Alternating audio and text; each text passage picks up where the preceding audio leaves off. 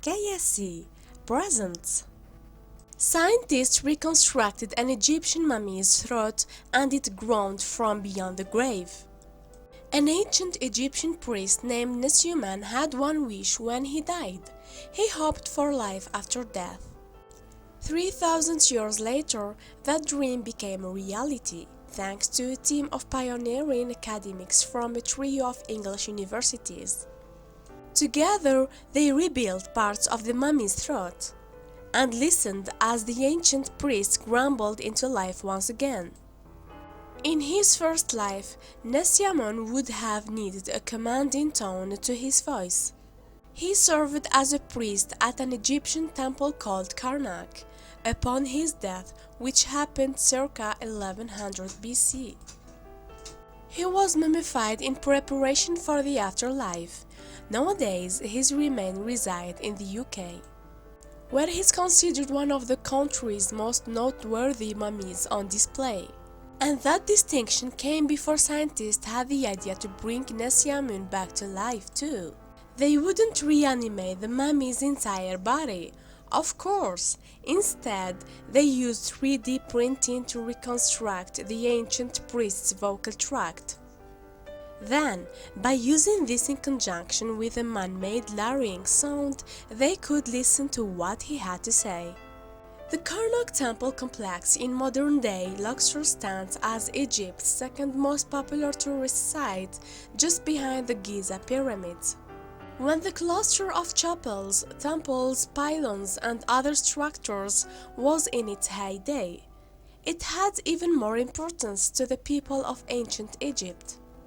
That's because Karnak, then located in the city of Thebes, gave people a place to worship. The largest portion of Karnak paid homage to the Theban people's chief deity Amun. Ancient Egyptians carried sandstone from 100 miles away to construct this precinct of the holy site and all of its statues. Including a 95-foot tall obelisk, not everyone could approach these structures to Amun. Though, Nesyamun had earned the right to enter the temple of Amun. Though, the ancient spiritual leader had risen the ranks to become a web priest, showing the level of purification that he had reached.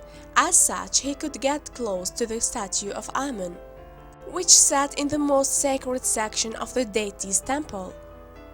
Nesyamun's work didn't just require him to be in the proximity of the Amun statue, though.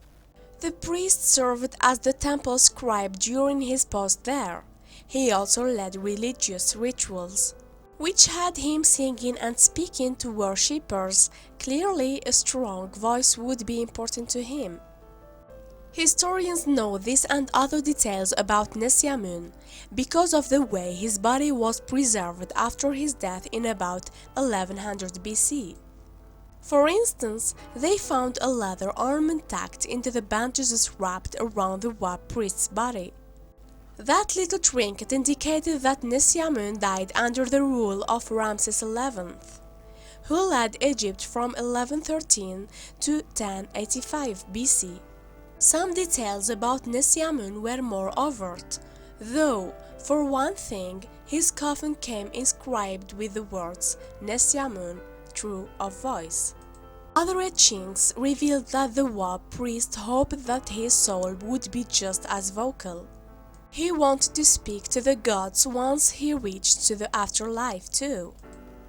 Further scientific research has revealed more about Nesyamun's life and death. For instance, scientists have been able to determine that the priest had gum disease, and he had begun to lose his teeth. They also found that he likely passed away in his 50s, quite possibly as a result of a lethal allergic reaction. Of course, researchers wouldn't know anything about Nesyamun without the discovery of his remains. That happened in 1823, when his body surfaced at Karnak. From there, it ended up at the Leeds City Museum, where experts have researched it for years. And they are lucky to have had that opportunity, considering the fiery events in the city's recent past.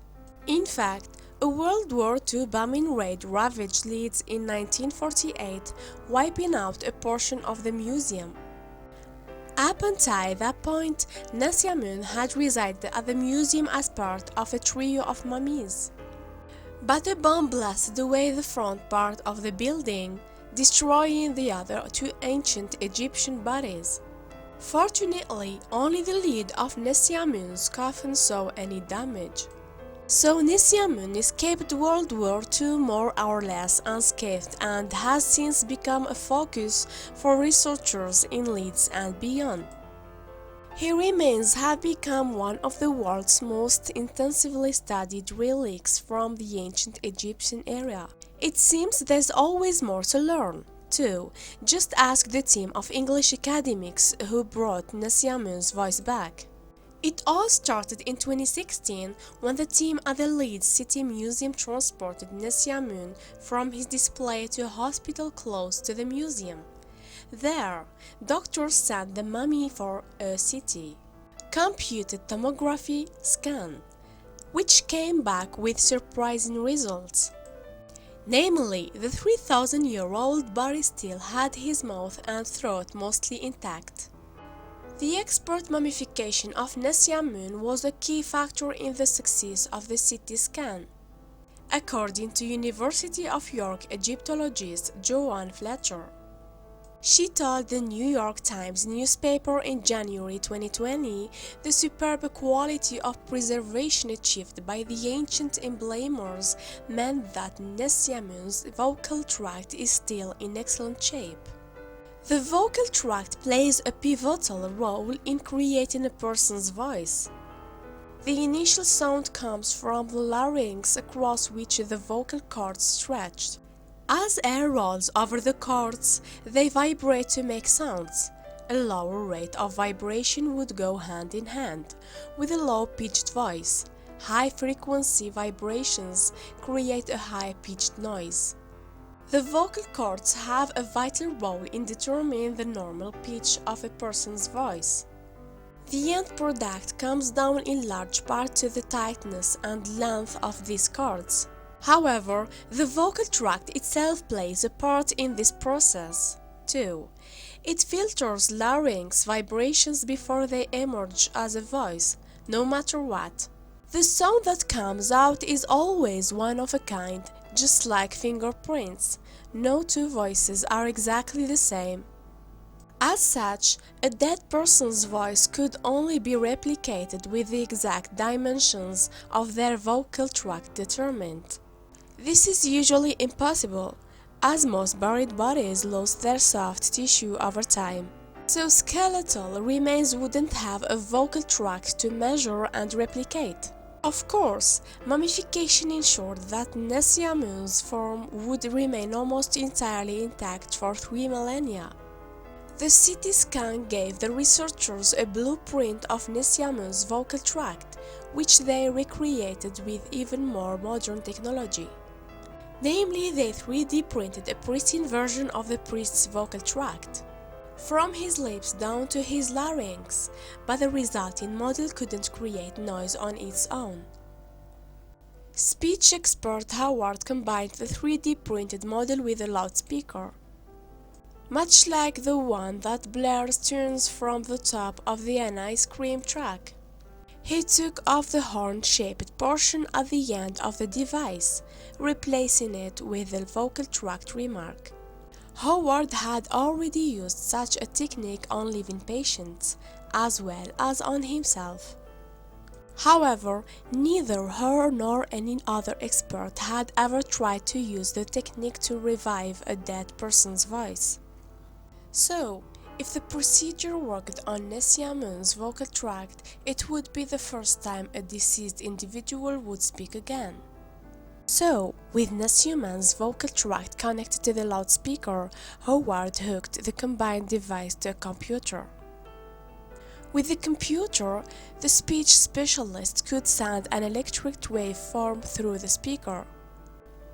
It would work just like a larynx, where vibrations create high and low pitch noise to create a person's voice. More specifically, the computer system called a vocal tract organ would send acoustic signals into the 3D model. Each sound would be in the range of human speech, and the scientists controlled the sounds with a keyboard or joystick. With the press of a button, they could send vibrations through Nesyamun's vocal tract and hear his voice in the modern age.